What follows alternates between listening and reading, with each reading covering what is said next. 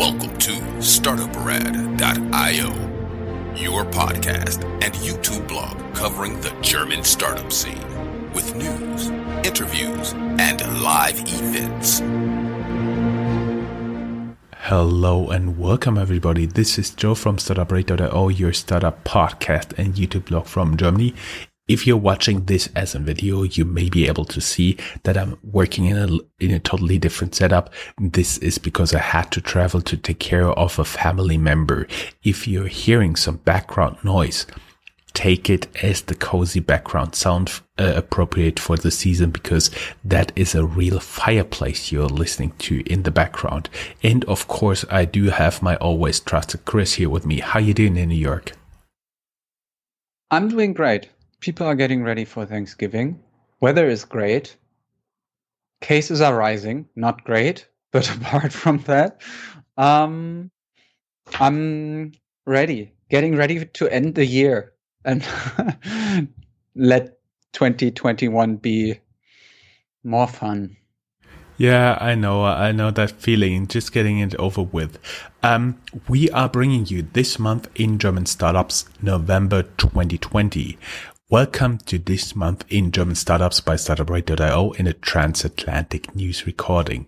Today we are wrapping up the November 2020 news for the German-speaking startup scene with an update on the German startups working on corona vaccines, Flixbus, Finleap, Rocket Internet's ongoing delisting, and a potential digital euro.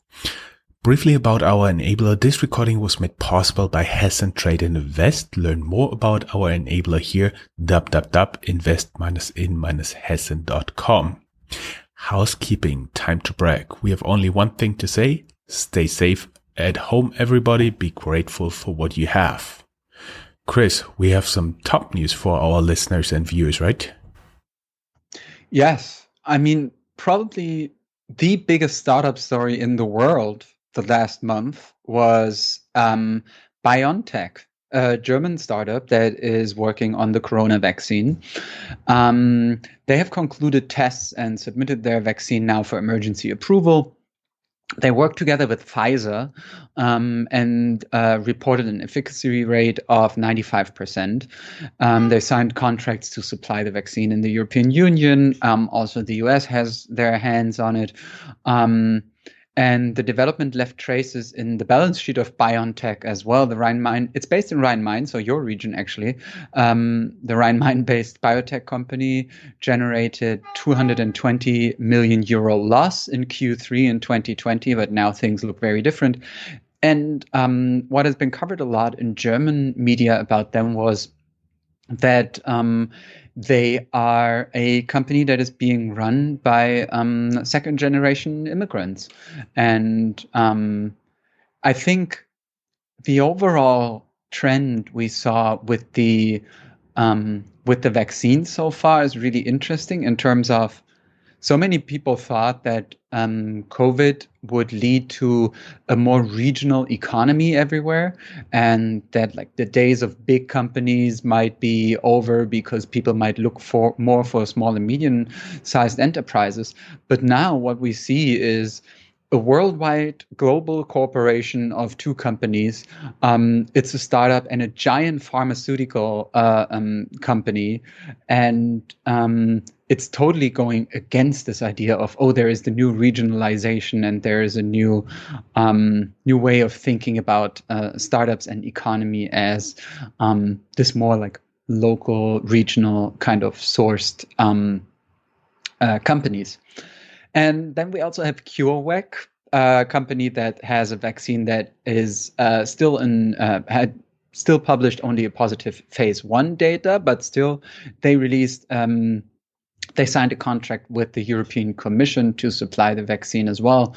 So what we see now in Germany, but also everywhere in the world, is that there are a couple of hopeful vaccines popping up, and governments getting ready to supply the vaccines to come up with this very delicate ethical question of who gets the vaccine when. But so far, so good. And a lot of the news, I think, are very encouraging. Then we have some news about Get Your Guide. It's a Berlin-based travel tech unicorn. They had to let go 1/6 of their employees because travel obviously is a industry very heavily affected by COVID. But they now raised 114 million euros via a convertible led by the New York-based Searchlight Capital Partners. And that seems to us as if it buys them enough mileage to get past Corona. And congratulations on finding that new setup. And we have Flixbus, which is probably also kind of a curious case that needs to be explained to international listeners, because in Germany, I would say probably governmental rules and regulations for the German Amtrak are so heavy, and the German Amtrak Deutsche Bahn has so much power that it was really hard for other companies to establish themselves as long-range public transportation. So what we saw with Flixbus is it's a company that really tries to connect different German cities, kind of like Greyhound does in the US via bus. And so also Flixbus very heavily affected by COVID, because also right now Germany is in a partial shutdown, which might last until 2021. There's going to be some ease on the restrictions around Christmas and New Year, but overall cases are rising, people are discouraged to travel, etc. So Flixbus and Flixtrain, they stopped their service on November 3rd. The company wants to resume services before the holidays if the situation permits. So just to give you a little idea of what's going on related to COVID in German startup world. Talking about Berlin-based Finleap goes B2C. Berlin-based fintech incubator Finleap is known for B2B startups like Solaris Bank, our frequently covered Penta, Crossland, Elinvar, and others. Now Finleap shifts the strategy away from B2B to B2C fintechs. They've already started several startups, including Money Circus, Tenants with a big Z at the end, and Divorcee. But not all of their bets are paying off. Yonko was started by Finleap as a challenger to incumbent Check24 as a comparison portal for finances, contracts, and subscription services. Now a follow-up financing fell through and the startup is shut down. Check24 sets up its bank. Check24 is Germany's largest portal to compare everything from mobile subscription to current accounts. That was, by the way, the main competitor of Yonko.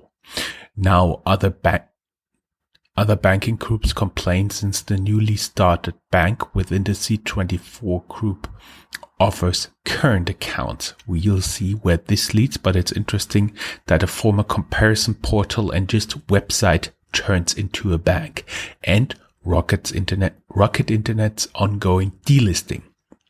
6 years ago, Rocket Internet listed in Frankfurt for 42.50 per share in euros. They did not pay a dividend and now delist around 18.50 per share. German news media speculates generating 270 million windfall, since the intrinsic value should be around 30. Also related news, Rocket Internet is already officially delisted from the stock exchange. Now small investors sue them. Some stocks are still traded on exchanges, currently around 20 euros per share.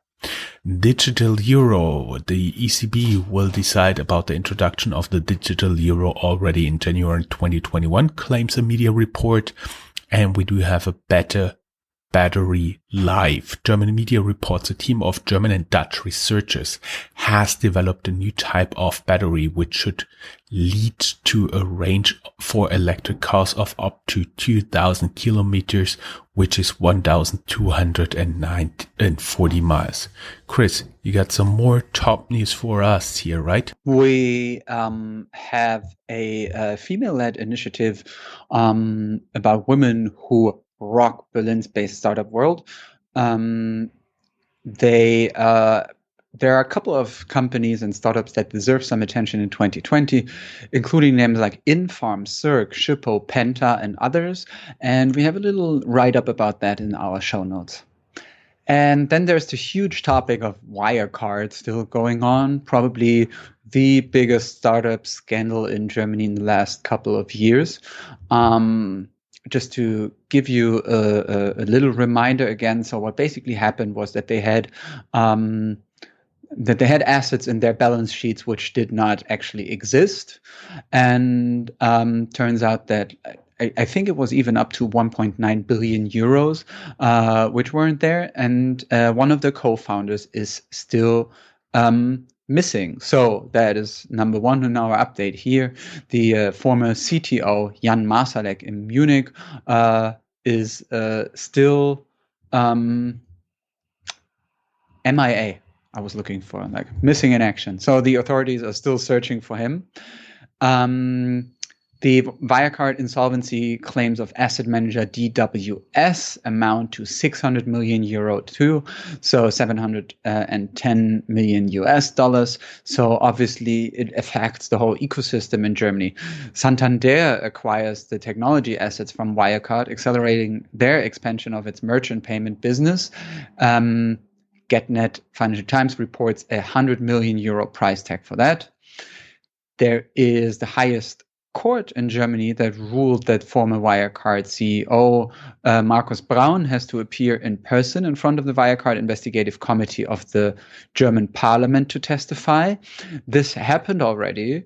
The first of their get-togethers already happened, but Braun didn't necessarily say a lot of things, actually. I mean, I think basically he confirmed his name and he said, well, in my area, I could not see that the authorities or that the consultancies around us did anything wrong. And then he basically said, well, since it's an ongoing investigation, I rather work together with the prosecution than now give information here within the parliamentary committee. What was so funny is that you said it was a get-together, and we have an article later on that they wrote, basically he remained silent for 3 hours. Yeah. I would like to have someone listening to me for 3 hours, though.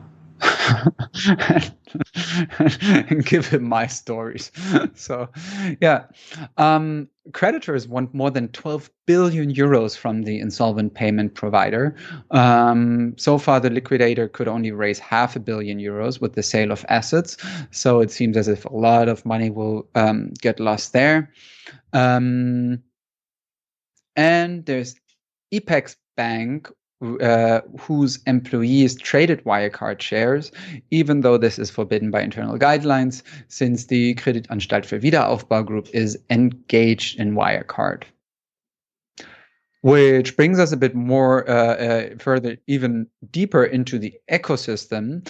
The German development bank KfW, Kreditanstalt für Wiederaufbau, just mentioned, administrates the German COVID relief program. They have currently 95,000 applications of companies, 650 of which are startups. They've gotten so far 1.4 billion euros in credit as of mid-November. So this number might have risen already. KfW also sees improvements in their venture capital business index for Germany, which is climbing out of its corona depths, but still in the red compared to former times. They see that the fundraising situation improves significantly and the willingness to invest also improves. So, like, cautious optimism there. And also about the German ecosystem in startup world, fintechs in Germany report fewer takeovers and insolvencies in the first 9 months of 2020, despite COVID, which was being revealed in a new study, which you can also find in our show notes.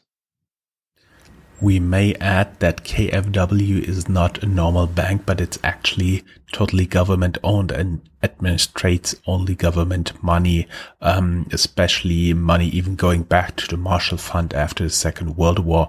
And if you build, for example, here in Germany, a house, there is usually, if you do something where the political will is behind it, like very energy is efficient, like solar cells on top or something, you can additionally apply for a very low interest rate KfW credit, as well as they fund students with those credits. And admittedly, I've also taken one of those credits.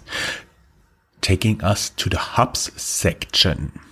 As always, the order of news and cities is only due to the time when we discovered the news rather than anything else. Frankfurt, strong growing platform, e-commerce platform, Schuhe24, as you can guess, Shoes24, buys bike platform Bike Angebot. Schuhe24, you can learn more about them in our interview, which I did with the founder. Basically, it's a platform that enables small retail shoe shops to sell their products across multiple platforms, including but not limited to Amazon.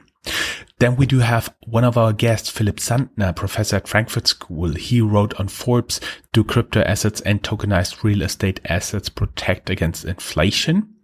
And you can learn more about that on Forbes as well as in our interview. And Crowddesk is Frankfurt Forward Startup of the Month 2020. Congratulations. Of course, we did an interview with them and you find it in the links. Minden, it's one of the small cities we like to highlight here because there's not everything going on in Germany in terms of startups. In Berlin, when I talk to people, it's usually consensus that something between 25 and 33% of startup activity is bundled in the city of Berlin. But that means that somewhere around 70% to 2/3 are actually outside of Berlin. And we try to highlight the very interesting places where you can find them. Clavant from Minden wins Pro Ruhrgebiet. Ruhrgebiet is an area here in Germany. Pro Ruhrgebiet MedTech competition. Clavant developed a new quality assurance system for heart surgeries for the aortic valve, lowering the mortality of patients by 13%.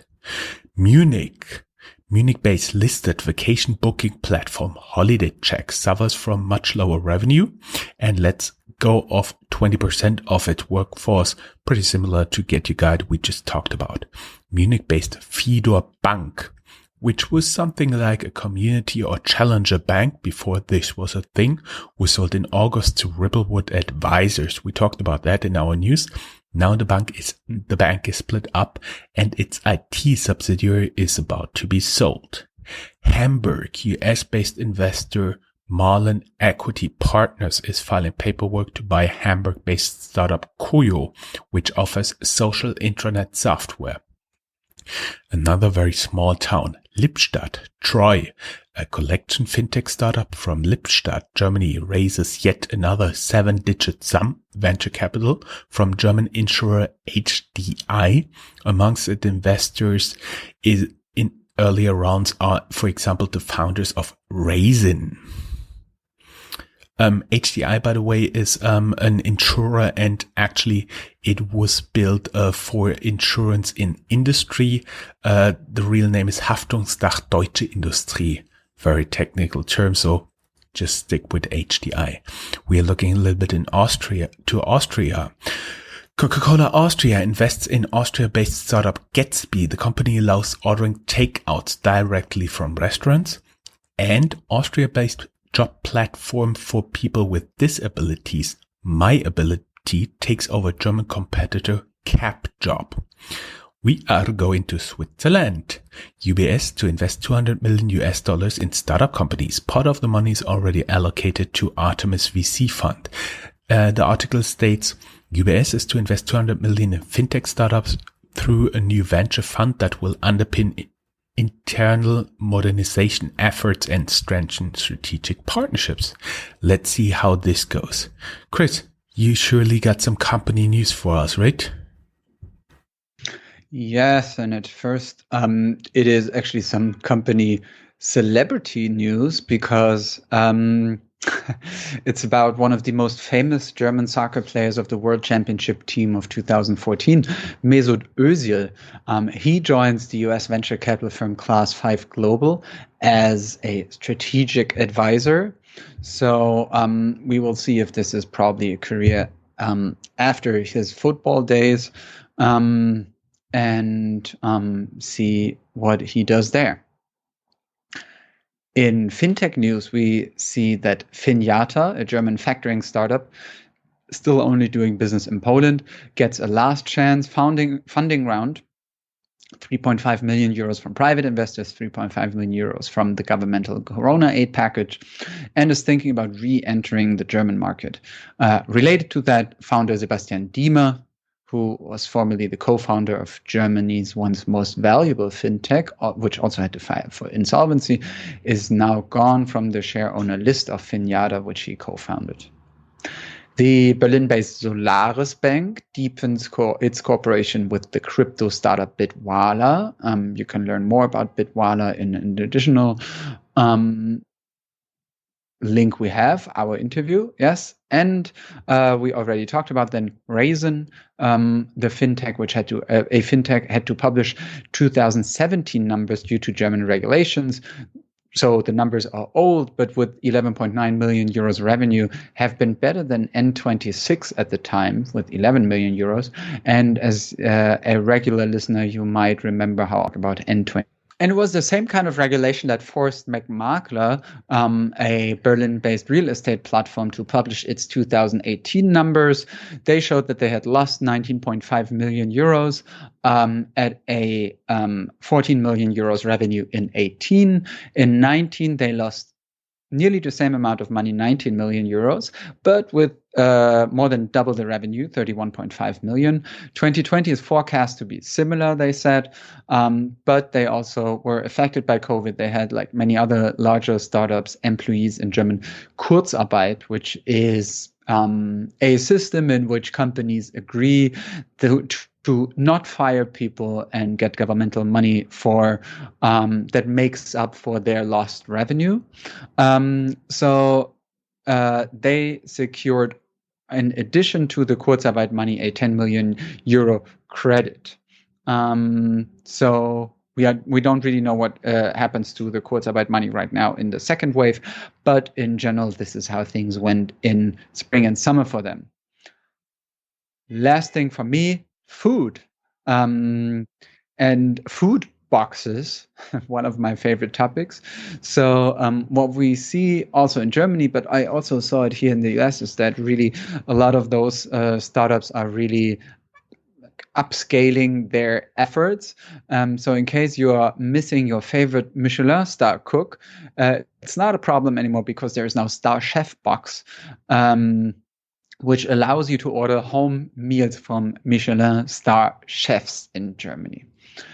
And we have HelloFresh, which bought the Chicago-based Factor 75, also a meal delivery service there for $277 million, which shows you that HelloFresh has so much money. I do believe the thing about this Factor 75 was that they actually prepare the food and then bring it to your home warm. I think that was the thing when I understood it right. Any other news? Meister wanted to produce substitutes for charcoal from the remains of mice fodder. Unfortunately, Corona pushed them into insolvency. Looking for money? Good thing Housekeeping Ventures, an investor in HelloFresh delivery hero of Flixbus, raised a new fund worth 535 million euros. OEM Schaeffler sells Biohybrid, a producer of heavy-duty e-bikes, to company builder Meisterwerk. The transaction is rumored to be worth 8 digits. Amazon starts at Airport Leipzig-Halle, first air cargo hub in Europe.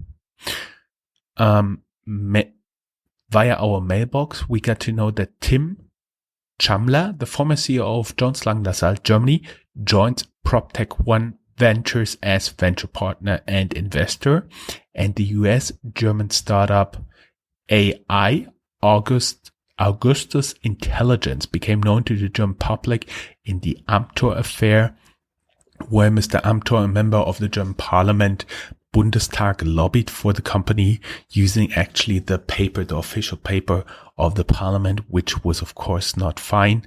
Now the German media has learned that they had to cut headcount by 50%. That was no good news.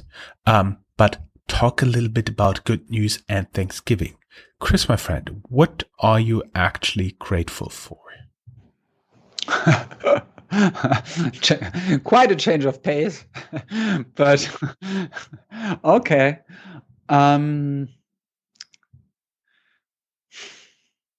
I mean,